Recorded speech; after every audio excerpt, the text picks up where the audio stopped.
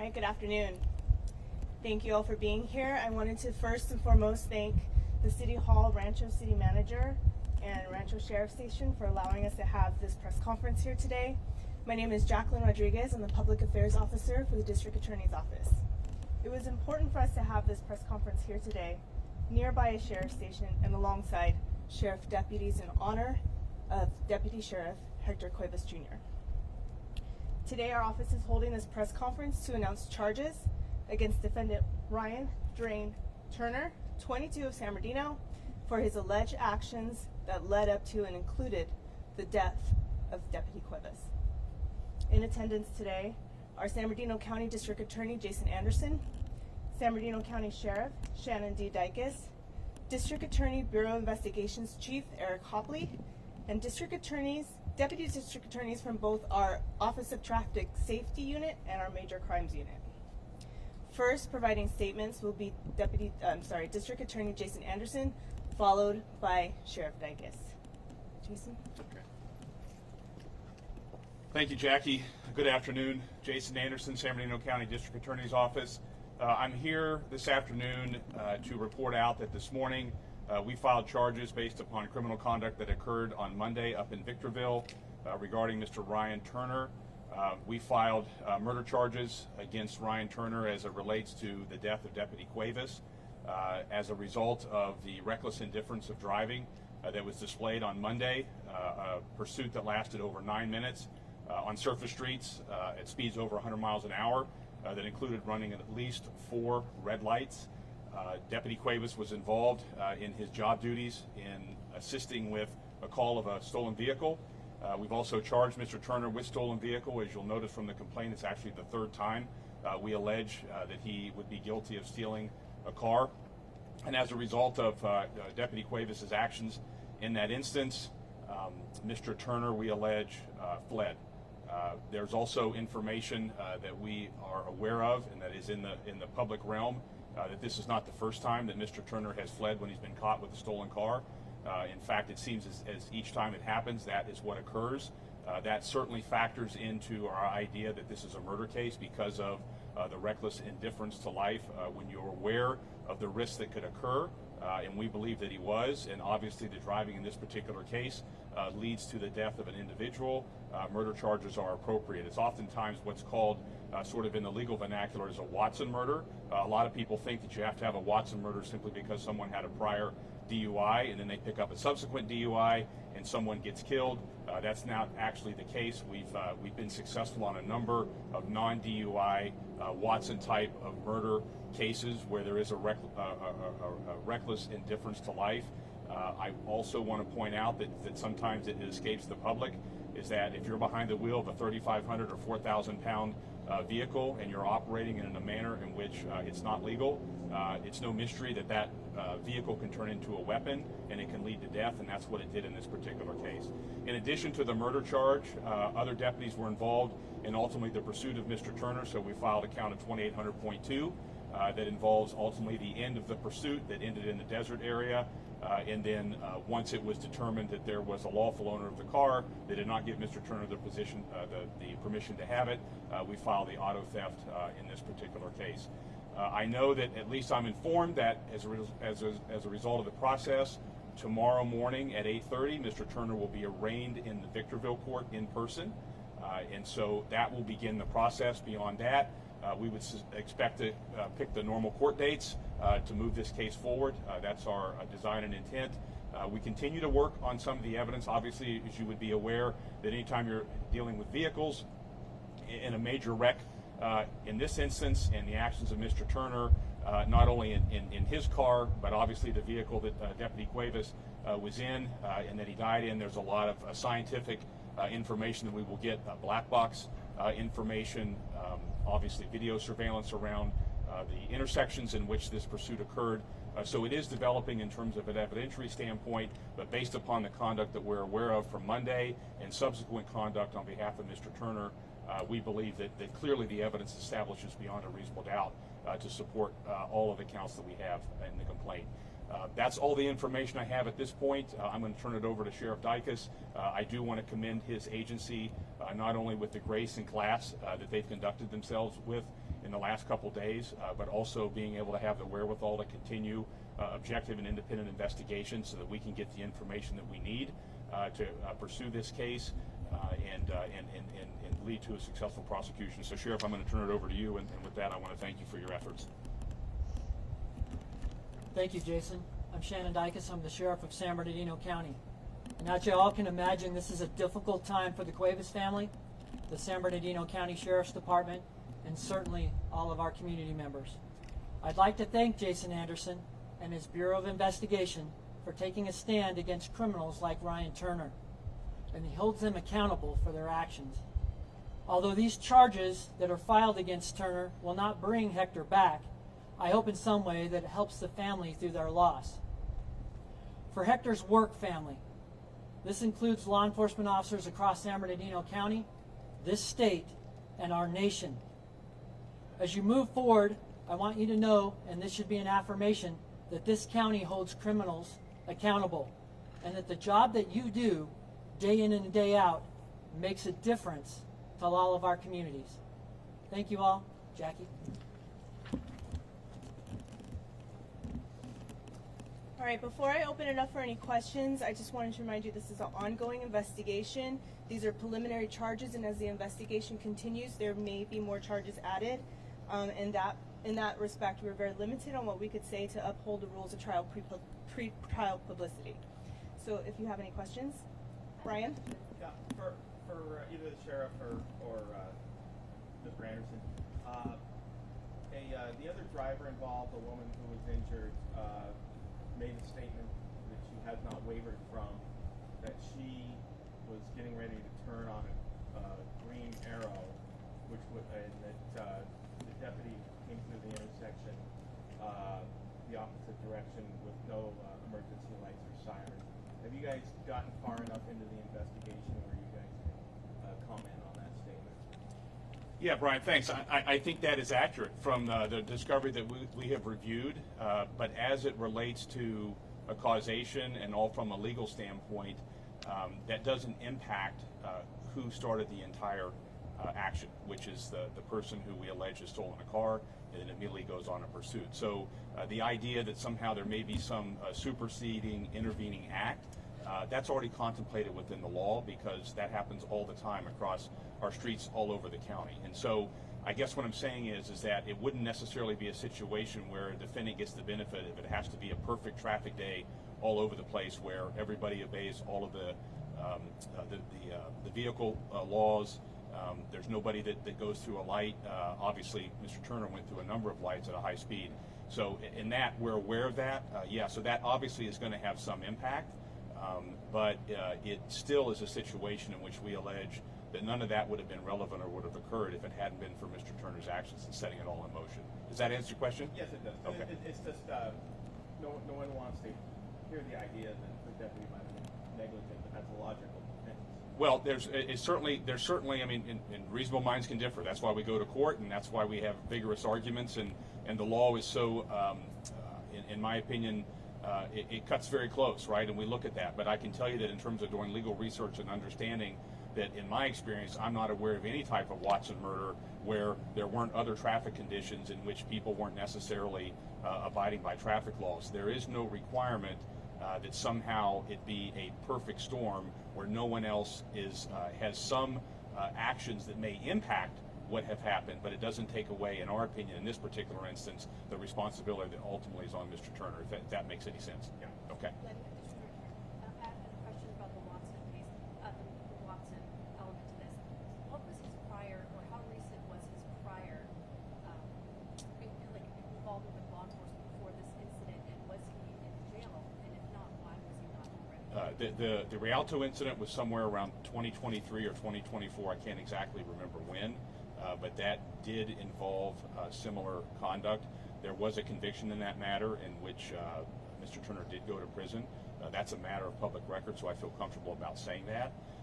What also is a matter of public record is in that instance it involved a stolen car and it involved a pursuit, and there was an innocent person that got injured in that particular case. So that case was resolved. He did go to prison. He got released and was out on this particular, he was out on that case, but that's kind of the way that resolved. Jason, can So, you? so that does play a little bit into it. So there's relevance in terms of not that there's a prior DUI, but there's relevance that there's previous conduct that indicates when you're caught with something that isn't yours, you flee at a high rate of speed, and that's the potential of people getting injured, and it did. And of course, in this instance, someone was killed. So it's a good question.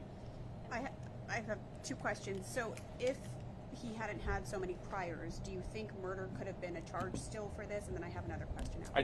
I do, and we've done that. In the law squarely says that even if you only have one instance of driving a vehicle with a reckless indifference for life, that you can be charged with murder. We've been successful in at least 2 cases in this county, and there's cases all over California that does in fact happen. Now, obviously, that depends on each fact and circumstance, right? Here, we know from the call-out history that this pursuit is going on for no less than 8 minutes, right? I could speculate and say if there was a pursuit that was less than 30 seconds, is that going to go into the reckless indifference realm? I don't know. But in this particular instance, even without the prior information that we're aware of, based upon the events of Monday, the charges would have been the same. And can you talk about, so I saw that he had been convicted of misdemeanor vehicle theft back in July of 23, and then there was another charge, and I don't know if these are related, but in November of 2023, and then the last one, which was January of 24. So were all of these kind of separate incidents that all go into this? And then if you could maybe make that or distinguish between those first 2 of 23. Well, what I want to say in terms of the auto theft convictions, it's a matter of public record, and we've alleged it in our complaint that he has 2 prior convictions for auto theft. Those were separate instances because the case numbers are different on our complaint. As it relates to prior conduct of fleeing at high rates of speed, then we're aware of at least 2 other instances in which that happened. One was in Rialto and one was in the city of San Bernardino. I saw that some of those convictions also led to a plea deal. Could you Yes. confirm that? So the first 2 Yes. at least were plea deals, but all of these other charges, including having a loaded firearm, all these things were dismissed. Can you go into why those would be dismissed in the first place? I don't have those particular cases in mind in terms of understanding exactly what the procedure is. I'll give you a general sense of when there's a number of current criminal cases that are stacking up against an individual, it's not uncommon that we decide on particular charges, particularly if it involves property, where we want to get restitution back for somebody, and we may resolve those cases to be able to get restitution back for the victim who's lost their car or other item of value, and then maybe as a result of that, part of the plea deal is we dismiss other charges. That's very, very common. Whether that happened in this case, I don't know. But that's not uncommon to have happen. Okay, thanks. This is a second-degree murder charge, correct? That's correct. And what's the potential exposure if convicted is currently charged? Shows you how long I've been out of it. I think it's 15 to life. All right, 15 to life on the second. And feel free if anybody wishes to. Okay. Yeah. So that's that's. So, I mean, it depends on how the judge sentence concurrent or consecutive. well, you'd be talking on count 1 a potential of 15 to life, and then because the count 2 is separate, you could run that a part of that consecutive. Count 3 is separate altogether. You could run that consecutive. So what could be the potential? 15 plus maybe 2 plus 8, 17 to life. Maybe, and I'm saying conservative, Brian. I want to be very conservative. I don't want to overshoot. And he was arrested. One of the arrest charges was driving under the influence. Did you just decide not to file that, or did that not quite turn out to be true? No, as Jackie indicated, the investigation is still ongoing, and as it relates to oftentimes scientific and chemical evidence, that takes a little bit more time to be able to get that back. To turn around scientific samples takes a little bit longer. So we may have updates on that, but that's a good question. That was something that was done initially. We're following up on that. We're just waiting for the results. I have a question for the sheriff. If we could just go back to,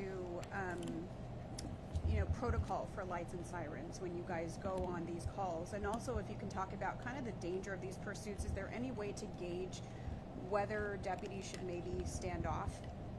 Sure, so that is part of our training, and to evaluate that, also part of the training in terms of the watch commander who evaluates pursuits. But I would encourage all of you, and to Brian's question also, what I'd encourage all of you to do is certainly follow this case. As you can imagine, the law enforcement profession is very dynamic, And as we go through these types of cases, we reach reasonable suspicion and probable cause before we take the actions that we take. And I think you're going to find, as the evidence becomes public, that you'll understand why the deputy took the actions that he took, particularly in this case. I would like to go into more specifics with all of you, but I don't want to do that right now while we're still receiving all this information preliminarily. And just to confirm, was he one of 2 deputies that were in pursuit of Turner? We had multiple deputies that were in pursuit of Turner, and some of these, like I said, is developed in timing based on radio contact, Turner's location, and where the deputies' locations were. Thank you. Absolutely. Sheriff, how's everyone in the department doing today? I know it's only been a couple of days, but what do you guys need from the community? Number one, I want to thank our community here in San Bernardino County and frankly the community nationwide. The outpouring of support for Deputy Cuevas, who is obviously an impactful deputy sheriff to this community, and I'll say geographically, we all know the expanse of San Bernardino County, but in Victorville where he patrolled, certainly where he went to church and grew up in San Bernardino, and then where he lives in Fontana. And I can tell you, I couldn't be more proud. I've received calls from the director of the FBI, the Attorney General of the state of California, just about every single one of our legislators here, both locally and in the state, with the outpouring of support, and I couldn't be more proud. I'm always proud of this county, whether it's our board members, whether it's our district attorney, or any of our other politicians here, because they speak the community's voice. And in this community, we hold criminals accountable, and I expect my deputies to do that. I could not be more proud of Deputy Cuevas for protecting this community and vehemently going after criminals, and that frankly is my expectations for this department. And again, I am so appreciative of that support, because law enforcement officers out there at any time, I talk about their ability to swear to protecting us as a community, and a lot of times we generally think those are words. They aren't words, they're a commitment, and if anybody spelled that out, commitment with their life, it was Deputy Cuevas. What do you think needs to change in order to prevent something like this from happening, especially with Turner and his record? I mean, it speaks for itself. Well, I want to really thank the Rialto chief who explained their case here publicly by releasing a press release.